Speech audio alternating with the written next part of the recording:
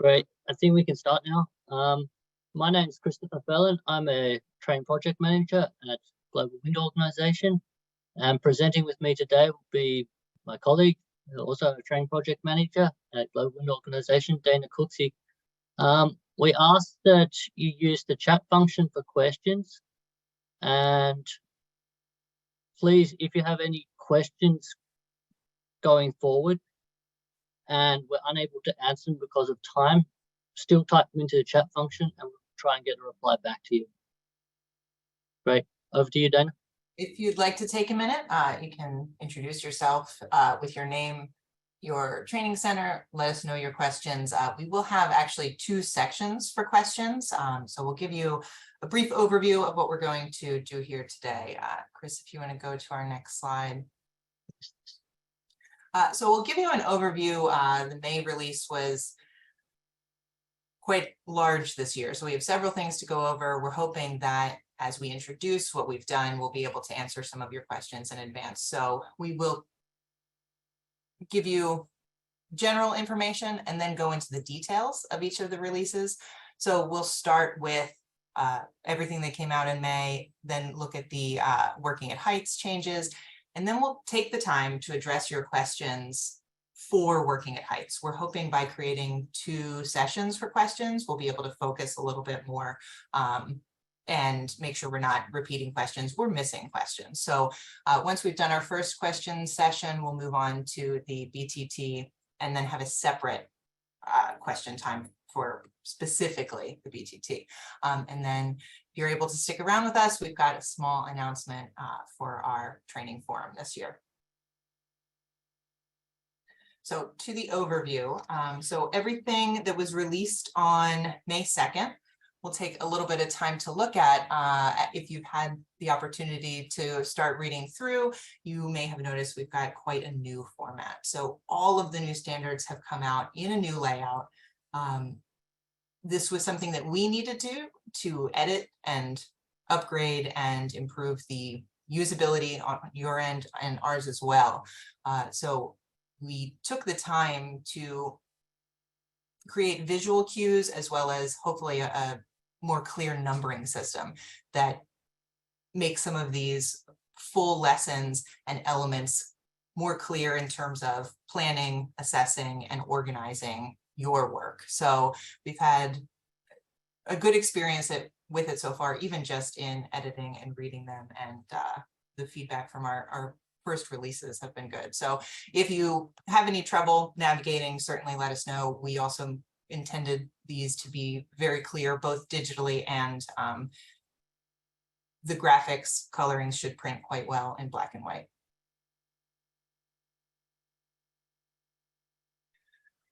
We had quite a large update to any standard that touched the working at heights. So as I'm sure you're aware, we had a concern around equipment and some of the language in working at heights that came up at the end of last year.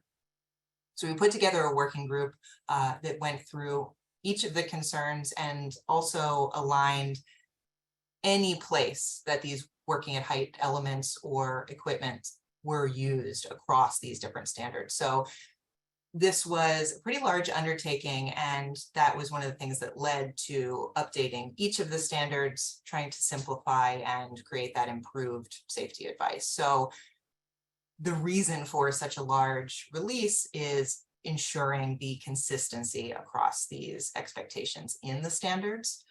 So we've updated the equipment, the language. We will look at these changes in quite a bit of detail as we move forward. Right now, we're just mentioning this is one of the larger categories of updates that we've made. If you want to go on, yep, we've also had a pretty big change to the technical training as well. So version 8 has been released with a completely new module around bolt tightening. This was in response to both the number and the severity of safety issues around bolt tightening. So there are changes to this module and then to the standard overall that we'll go into again in great detail, because this is one of the things that you'll need to look at the new standard, see what you've been doing. And we also have this stipulation here that we have brought 3 safety lessons that were removed from the BTT back in to support this bolt tightening module. So these are lessons that people may have covered if they were in a COE training in the past, in the time that it's been released. So it's something to watch with your participants as well. And again, we'll go into this in greater detail as we get into that section. And lastly, in terms of overview, so this is the only time we'll really get into this with all of the new standards that were put out in this new template. We are referencing specifically the requirements for training. So the requirements were updated as well. And you may see some pretty significant changes in the beginning of each of the standards.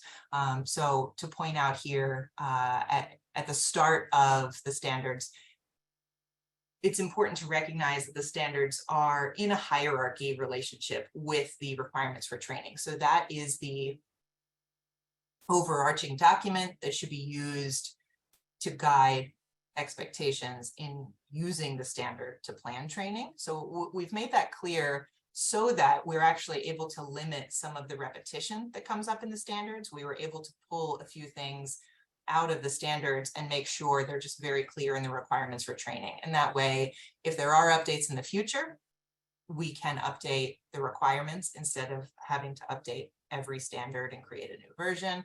We were able to refocus the taxonomy into the requirements for training as opposed to having it take up so much of the start of each standard. Now it's something that applies to every standard by default because it's in these requirements for training.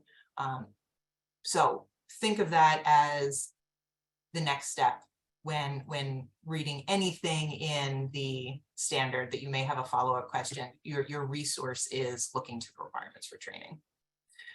So hopefully the organization and the simplification in the beginning of the standards should make them much more usable for you. Thanks, Dan. I think here we should also highlight, I've just noticed on my own slide here, that requirements for training, they were previously called requirements for training providers. So this is the same document, it's just had a name change, just to make you all aware of that. Yeah, I think that's a fair point. So you may see some changes even just in how we use the acronyms.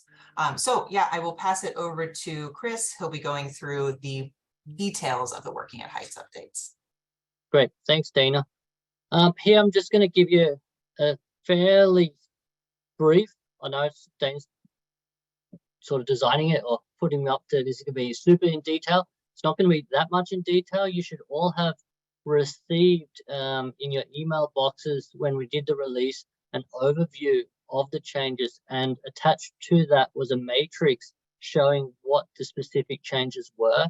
This is still available on the website. Once you go into the page with the BST on it, you can actually click and download that overview of the specific changes, where it actually shows you what used to be written there and what is now written there. Great. So here I'm just going to go through what has changed in the standard, and perhaps depending on where we are, give a slight explanation for why this has changed. So the first thing you'll notice is we've removed the term backup from the standard and replaced this with additional fall protection. This is to improve the understanding of what it actually is and to prevent unintended learning transfer. We've experienced people actually looking for backups out there in the real world that don't exist because they've had a learning transfer from the training center and have not realized that the backup that they were using in the training center doesn't actually exist out there in a wind turbine environment. So this is one of the reasons why we've changed it to additional fall protection, but also highlighting that we're using an additional fall protection. So again, it's about terminology here and starting to call things what they actually are. I'm not sure how many people were aware of this, but ALARP, as low as reasonably practicable, was used in explaining the equipment for the working at heights setup. This term has been replaced with an instruction requiring the instructor to reduce both the risk and hazards associated with the fall from heights using a hierarchy of controls. This one is a little bit of a more detailed one, and it is split into two sort of areas. So the one is the initial training, which is the BST and wind limited access, and then we have the refresher training, and it's slightly different depending on which standard you're looking at. So for the initial training standards, the instructor is now required to attach the additional fall protection to participants during exercises. So this means if you're using, for example, a self-retracting lifeline, if you're the instructor, you are required to now attach it to the participant, not having a participant attach it to each other, as was the case in the old standard. However, when you get to the refresher trainings, the advanced rescue training, the instructor is only required to physically verify that the additional fall protection is attached. This is a difference because once you are doing a refresher or an ART, you have some experience of what a SRR is and how it works, or other types of attachments, and you should be able to do that. We also wanted to take a little bit of the focus away from overloading the participants during the initial training, so that they don't also, on top of whatever they're already preparing to do in their minds, also have to start thinking about applying additional fall protections to their other participants. Now, in the old BST, working at heights, self-retracting lifelines was written in a way that was referring to backups used in training. We've changed that now so that self-retracting lifelines are now put into the context of using them in a work environment within the wind turbine.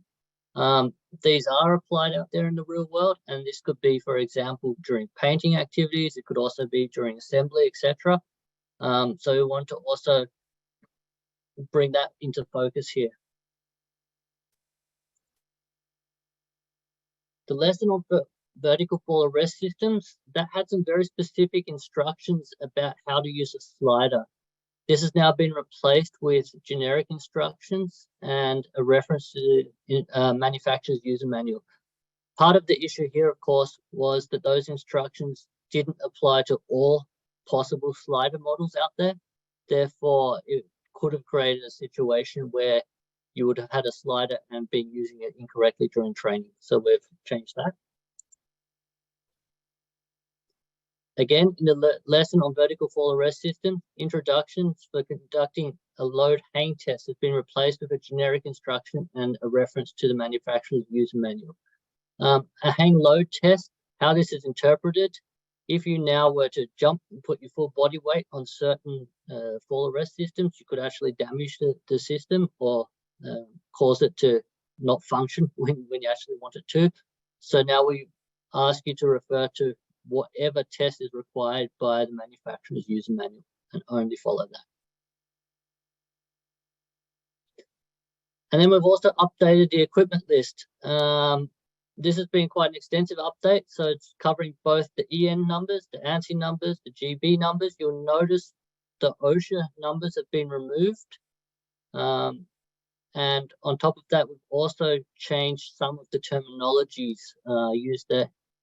So you will notice that rescue devices have been separated into two categories, a category for lifting and a category for descending. And this, again, is to meet the current needs and technologies out there.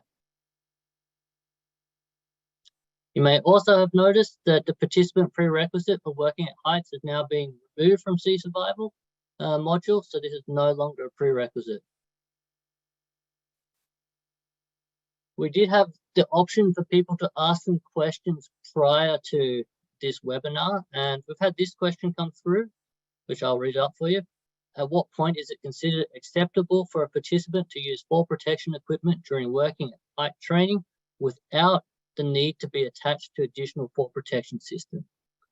So in the standard, it actually stipulates that additional fall protection must always be used during training activities at height.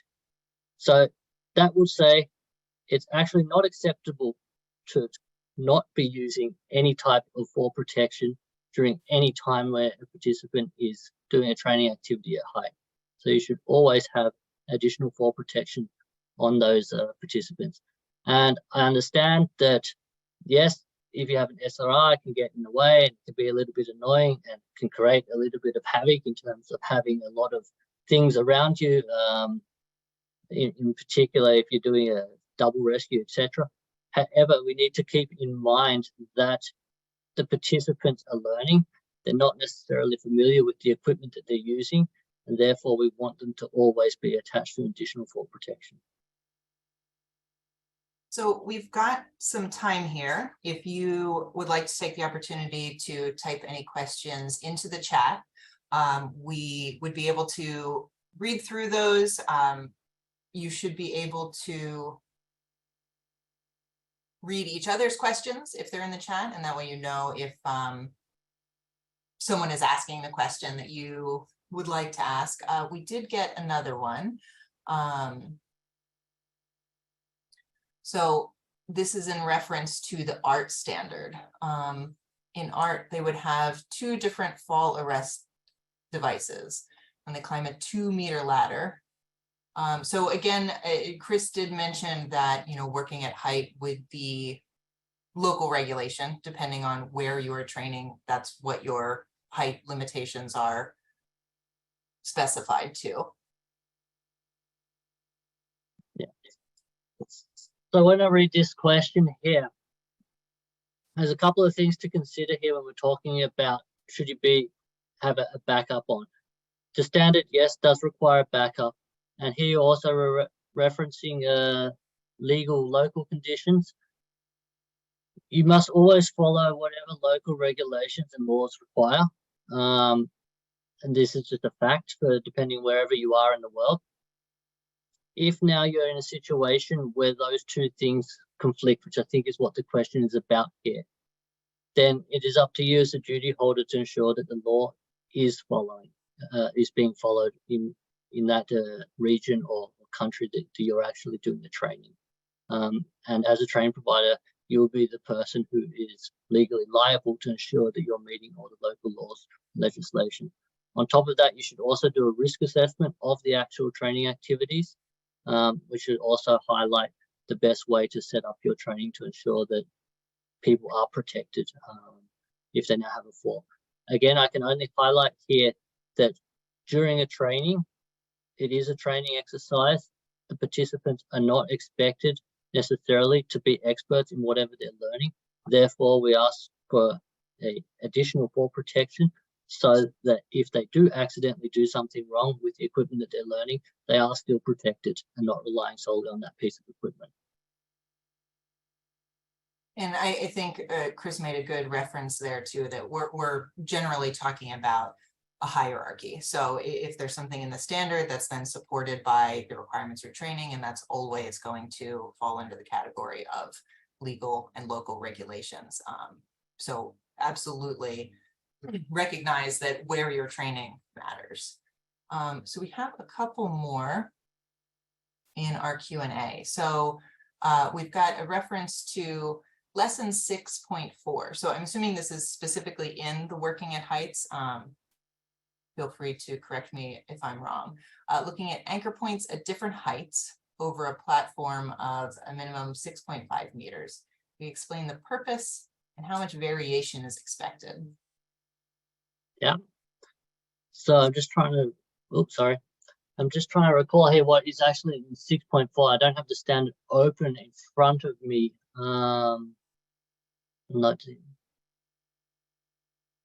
So this would, I'm assuming now, again, I'm sorry and apologize, I don't have the standard open in front of me, so I'm not explicitly able to reference what's written in lesson 6.4, but it is, I'm assuming, to do with the generic principle that we apply to our training here, where we want to have different possible options for the participants to be able to use. And in terms of how much variation is expected, I'm not sure of that, but I can look it up and try and get back to you on that, Stephen or Stephen. Sorry. Yeah, and that is one thing that as we go through the questions that come up, if they are something that is very specific, we're collecting these, so we'll be able to answer in greater detail things that we might not have access to while we're talking live. So let's see, this one may be similarly specific. in the BST Sea Survival 6.7, emergency descent at a constant rate. Descender in a double evacuation, is it necessary to use additional fall protection device? So in this constant rate descender, this is sea survival, so this is descending into water. Again, this is a different module from the working at heights. However, I will assume here that we do not need to use an additional fall protection here, as we are descending into water from a lower height than working at heights. But I will check that up for you as well. And I will note these down. Yeah, we've got them once you've typed them in. So let's see, we've got, if a risk assessment determines in a training a helmet is set to a different chin strap brake force, is it more appropriate? Can we accommodate that within the new BST? So we actually did have quite a long conversation around helmet types and the release weight on chin straps. So yeah, we've certainly set the minimum standard with the equipment lists. Exactly. Like I said, if a risk assessment determines something, then that risk assessment should then be followed. Again, this is one of these more specific questions about a specific training setup that you have. Then we have a question about instructor ratios. Why it remains as 1.6 for a fixed training facility and 1.4 for a on-site training, I believe. Again, this is based on a risk assessment, and when you are on-site, there's a lot more things happening around which can distract the students and take attention away. Therefore, the instructor will need to have a little bit more focus on those students and what they're doing. With us having fewer students, you have more focus on what is happening around you. So that's the reason for that.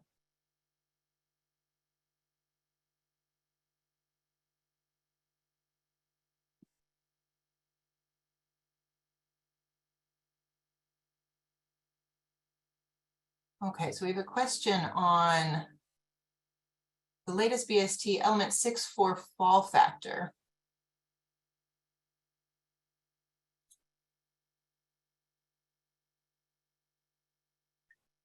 Great. Yeah, I'll get back to you with that, Stephen. No problem. Yeah, thank you for putting your contact in there. Yeah. Very helpful. So I have a question as well from Rune about are the new standards changed? The additional working heights training are not needed when overseas personnel are working in Australia. I'm not sure I completely understand the question here.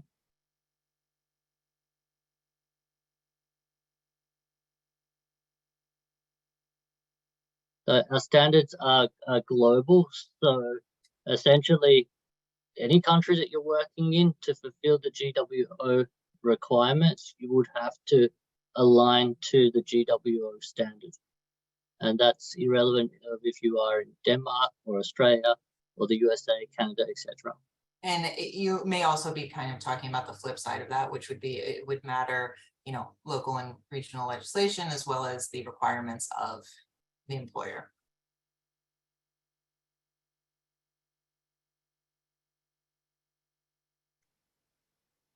I can see CERN has a comment here, 7.1.2. The training provider has the responsibility to safely deliver GWO standards and module training by assuring the facilities and equipment are safe and functional by means of following.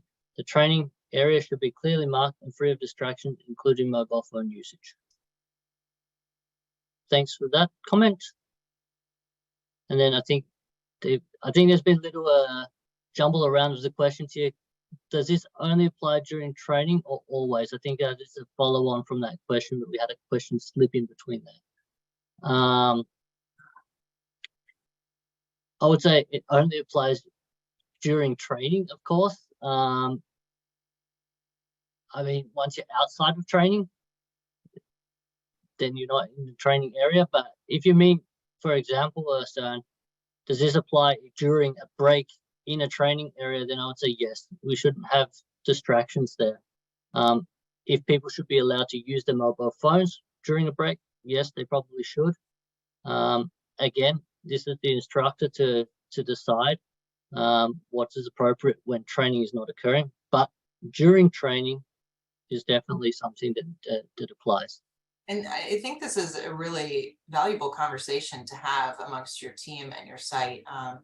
One thing I've certainly noticed is the distraction that can be created just by people being aware of their phones and the outside world when they're on a training. When you know that work is trying to reach out to you, or if they're waiting for some type of information, that can really affect their focus, which affects learning and has a larger impact. So if it's something you want to discuss with participants, set certain policies around, I think it's time well spent. Yeah. And then we have a question from, okay, Rune has just also said that it's coming from a safety alert in Westus. His previous question about the standards in Australia. I'll have to look that up for you, Rune, if it's something that Vestas thinks is different to the GWO standards, and I'll get back to you on that. And then we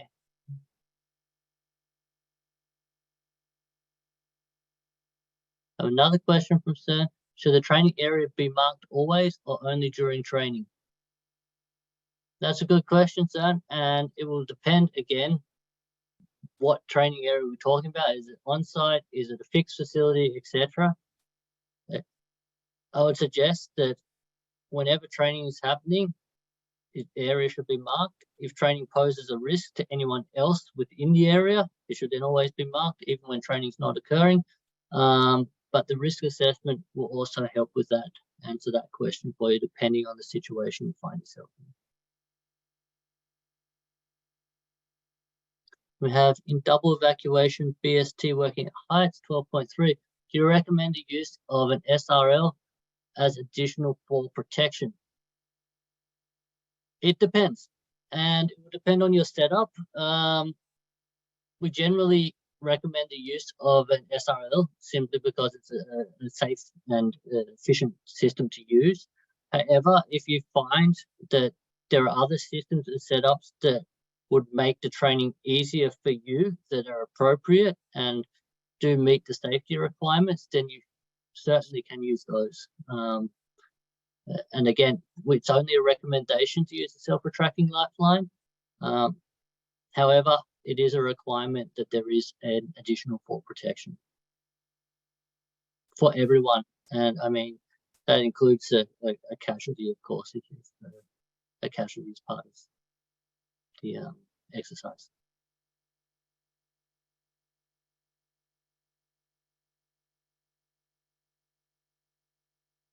Then we've gotten one more question. The 1.6 ratio is unique to the BST working at height and does not align with other modules. It was 1.4 in the BST version 16. I don't think I've misread the question here. There were two ratios given in version 16. There was a 1.6 ratio for practical exercises in fixed facilities and 1 to 4 ratio for the BST working at heights in on-site activities.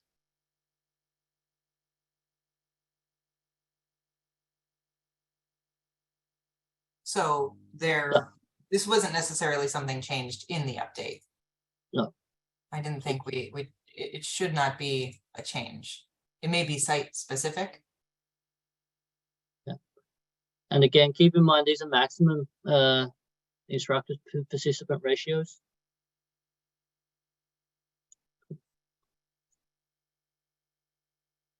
Yeah. If it is changed, I will look into it for you and get back to you on that. It should not be changed. It should still be a 1 to 6 for fixed facilities and a 1 to 4 for on-site.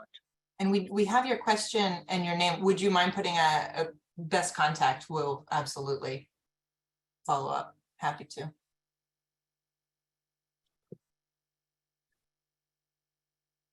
And I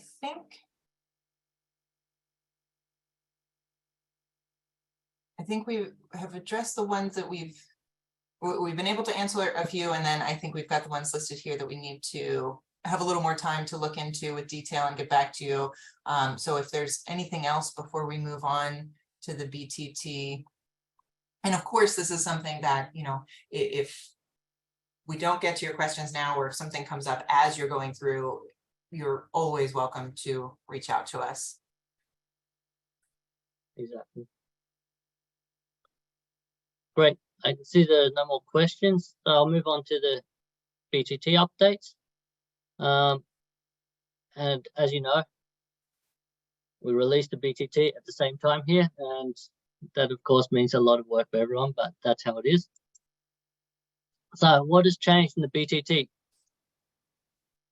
As Dana mentioned earlier, we've reintroduced the 3 safety lessons: mechanical safety, which is a 30-minute lesson, electrical safety, which is a 70-minute lesson, and hydraulic safety, which is a 60-minute lesson.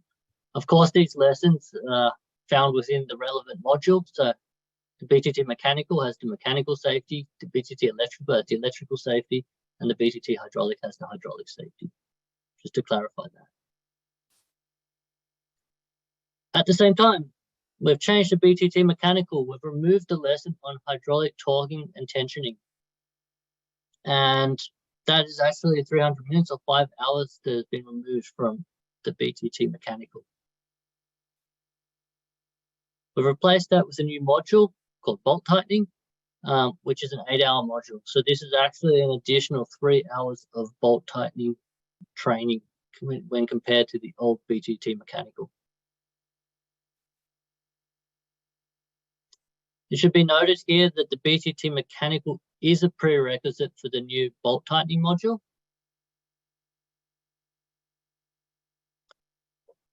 Let's have a look now at the new bolt tightening module and what it actually includes. So it utilizes scenario-based training, which means it's actually quite different to the rest of the BTT modules. It should take 8 hours and has a 1:8 instructor to participant ratio, which is the same as the rest of the BTT modules there. The module is divided into 4 parts. So there's an introduction to bolt tightening in the wind industry. There's a scenario 1, which is the bolt torquing scenario. The second scenario, which is a tensioning scenario. And then there's a mechanical handling aids. So this is also an addition to the BTT mechanical.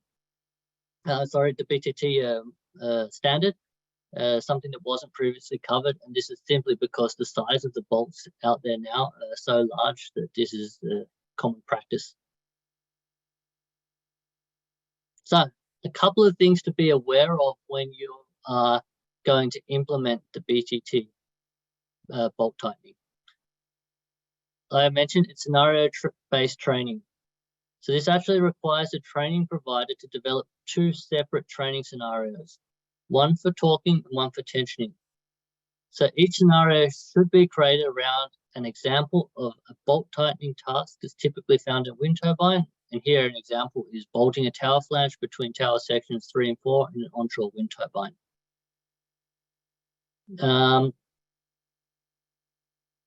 The scenarios need to be delivered in sequential order.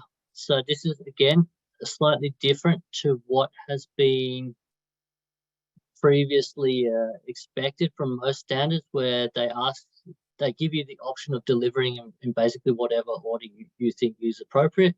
Here, we're asking you actually to deliver in sequential order, meaning that for each scenario, you actually start with an introductory lesson covering either torquing or tensioning. Obviously, if you're doing the torquing scenario, you start with the torquing. When you're doing the tensioning scenario, you start with tensioning. Again, keeping in mind here that no one attending this has had lessons in hydraulic torquing or tensioning from the BTT mechanical, as these have now been removed. So when they've done the BTT mechanical, they only have bolt tightening using hand tools, so manual bolt tightening. That is the prerequisite knowledge level.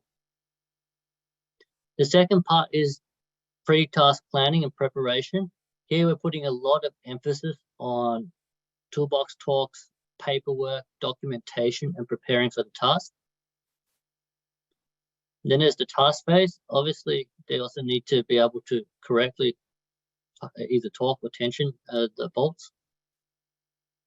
And then there's a pack up post-task phase, where we also go through checklist, checking the task, reviewing the task, and again, filling out paperwork.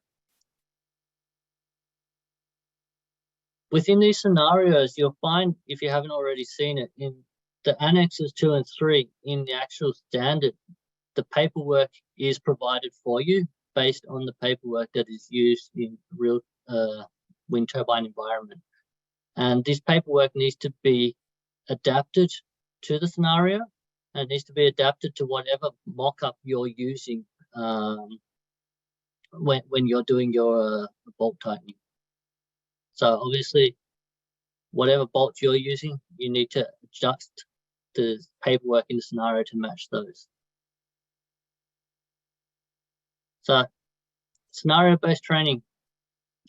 The purpose of the talking and tensioning tasks that are described in the annexes, in the work instructions, in the actual standard, for participants to actually practice adjusting equipment settings and tightening according to the specifications described in the work instructions.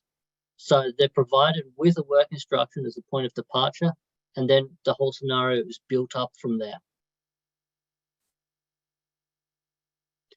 There is, however, some minimums that the participants need to do, and this is each participant. So each participant will need to use an electrical torque wrench to conduct one stage torquing on 3 bolts using 3 different torque settings. So for example, they need to torque the first bolt at 50 Newton meters, the second 75 Newton meters, and third 125 Newton meters. And again, this is to put emphasis on adjusting the equipment to specified value, and then actually doing the task accordingly. Then they need to use a hydraulic torque wrench or cassette to conduct 2-stage torquing on two bolts, thus using at least 4 different settings. So it'll be something like a 75% first stage and then 100% second stage. So for example, one bolt requiring a torque force of 150 Newton meters, the other requiring a torque force of 200 Newton meters. It should be highlighted here in terms of saving time. If you're very savvy at setting this up, as is suggested here, you would not need to loosen the bolts in between the activities. So you should be able to take the 2 bolts that you've tightened with the electrical and then continue with the hydraulic from there. For the tensioning tasks, each participant needs to conduct 2-stage tensioning on at least 2 different bolts using at least 2 different settings. So one bolt, for example, requiring a tension force of 55 kilonewtons, and the other requiring a tension force of 95 kilonewtons. Again, these are just examples of what it could be. I will say with those examples, sorry, I'll just go back there. With those examples, again, your risk assessment and the bolts you're using in the setup, we do recommend that you use a much lower torque tension than the maximum, again, for safety reasons, and also to, not wear out your equipment too quickly. Things to be aware of. The lessons on mechanical aids actually requires the training provider to have a mock-up where participants practice using a spring balancer, sometimes called a yo-yo, with a 5 kilogram load. We don't recommend that you use a spring balancer with a higher load than 5 kilograms, again, due to safety. But we do want participants to become aware of these tools, which are prevalent out there, again, due to bolt size, and they are causing a lot of injuries, which is why we're including it in here. There is a requirement now for the use of minimum M36 bolt. Again, the size of the bolts in the industry is changing, as is the size of the turbines. Obviously, those 2 things go together. And as a result, we've put in a minimum requirement of M36 bolt so that people are starting to get used to the size and the seriousness of the tasks and the equipment being used. There's no written test for the BTT bolt tightening, as is the case for all of the other BTT modules. This also means, of course, when implementing this new BTT standard, you'll need to remove any hydraulic torquing tensioning questions from the BTT mechanical exam. So just be aware of that so that we're not accidentally questioning people on something that they haven't been taught. And of course, the question that may come up, anyone currently teaching the BTT mechanical as an instructor is also automatically able to deliver the bolt tightening standard. Great. So had a question come through in advance, and that question was, will we see the GWO BTT combined with the COE in the near future? Right now, there is no plan for combining the two. So now it's time for questions. Okay, so we do have two to start with.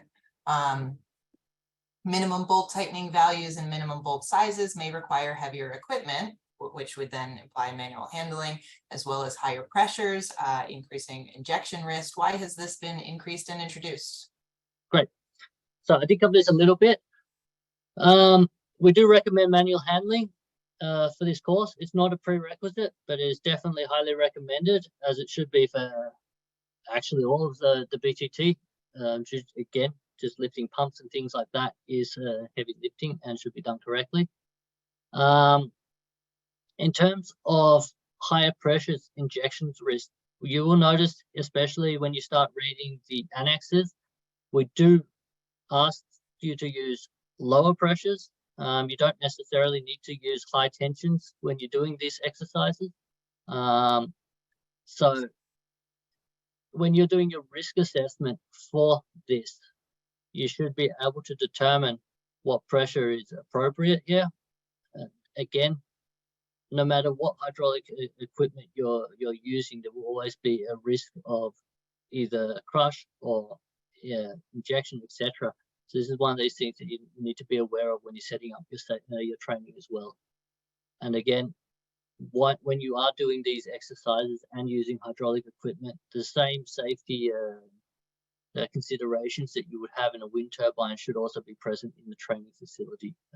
People should be standing clear of hoses and couplings, etc., when you are pressurizing equipment, reducing the risk of hydraulic injection.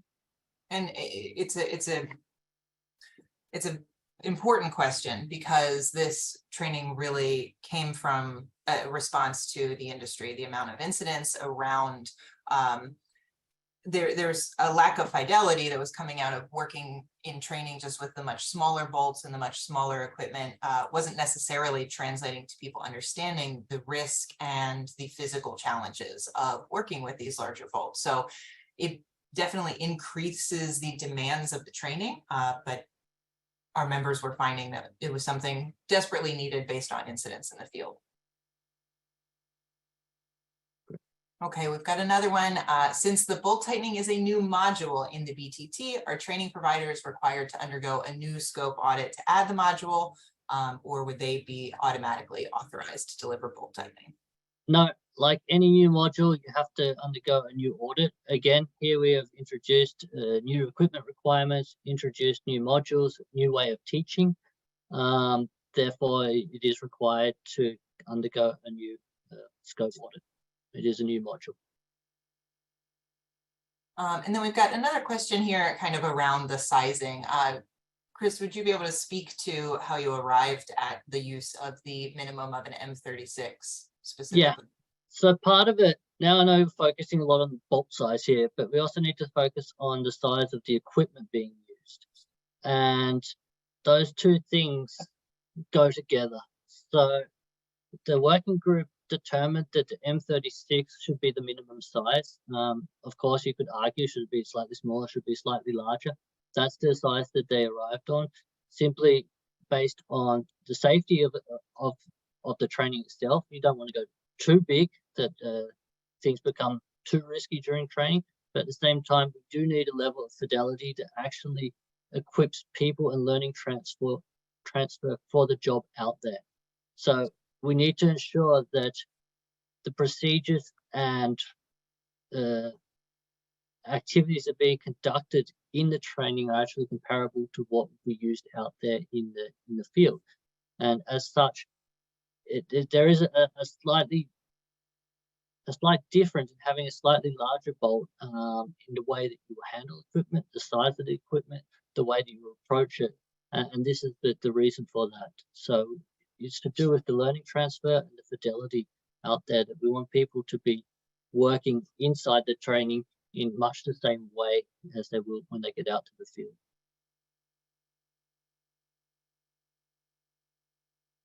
If you have any other questions around bolt tightening, we'll try and give you a minute here, lead time. And again, if there's anything that comes up for you as you start developing, implementing, getting prepared to put this on scope, we're certainly happy to follow up with you. Wanting to just go over the general and these early stages as you've just gotten the new standards, new releases. And if you, of course, come up with any questions later on, we have our info@globalwindsafety.org email that you can just pose your question to, and we'll get back to you with an answer as soon as possible.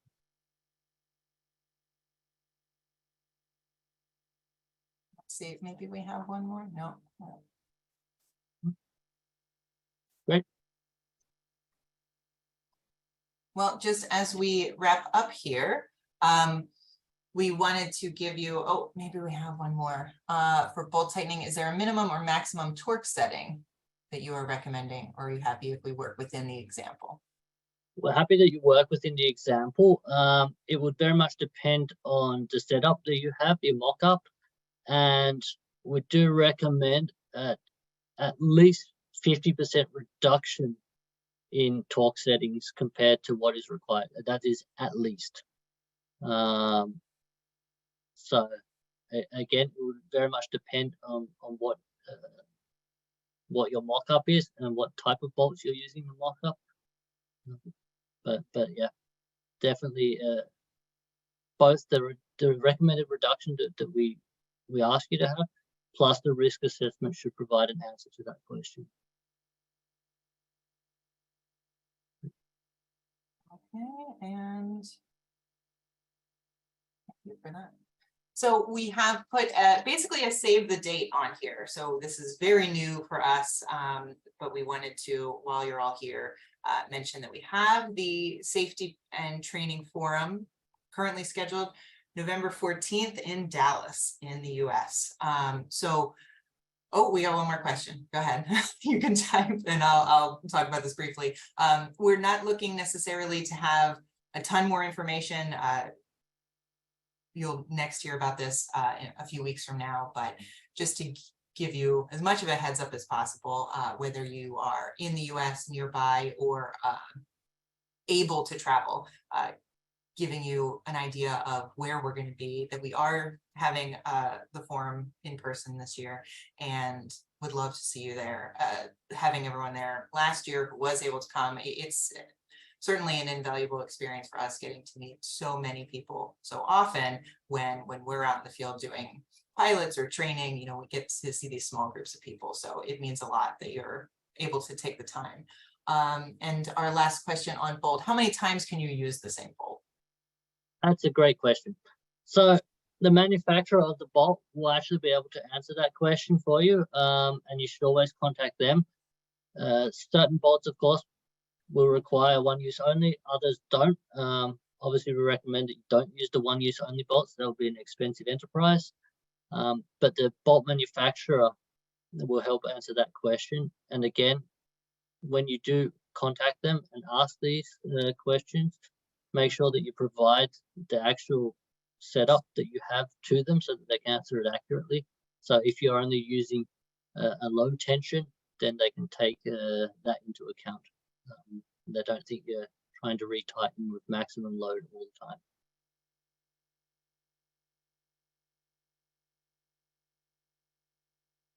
Okay.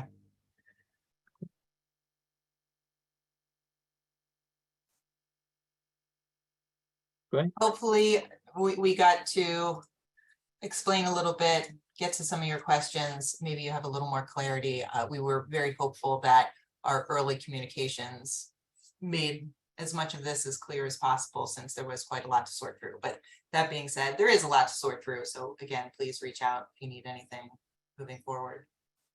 Anything else from you, Chris? No, just thank you everyone for spending the time to join us here today, and hopefully these standards get implemented easily in your respective organizations. And as Dana says, if you have any questions, do not hesitate to reach out. And for those who have posed questions that we couldn't answer today, we will get back to you with those answers. Yeah, I think we've got a couple very specifically. So if there's something on your open list, let us know. Wonderful. Thank you all so much.